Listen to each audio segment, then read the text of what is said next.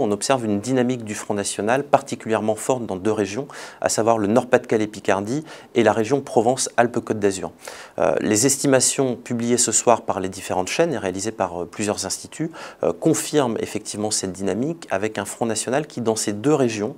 tutoie les 42%. La liste qui arrive en deuxième position en Nord-Pas-de-Calais-Picardie est celle des Républicains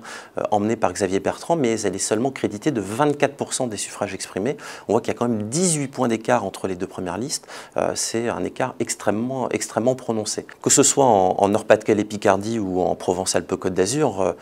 les formations politiques comme les Républicains ou le Parti Socialiste sont confrontés à un choix cornélien, même à un coup à la Pyrrhus finalement,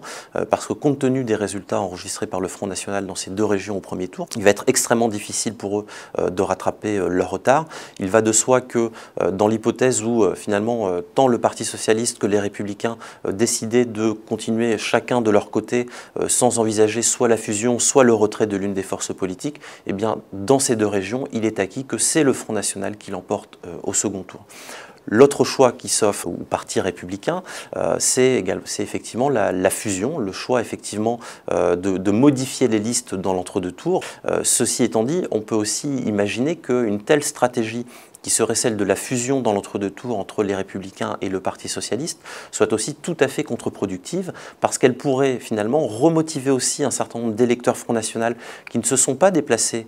aujourd'hui dans ces deux régions et qui pourraient se dire, eh bien, face à l'UMPS, comme le Front National aime à appeler le Parti Socialiste et les Républicains, eh bien, effectivement, un certain nombre d'électeurs du Front National ou d'électeurs potentiels du Front National pourraient estimer qu'on cherche à leur voler la victoire, en tout cas à voler la victoire de leur camp, et pourraient choisir effectivement de se mobiliser. Je rappelle qu'à l'échelle nationale, l'abstention s'élève à 49%, ça veut dire qu'il y a encore beaucoup de monde dans la nature.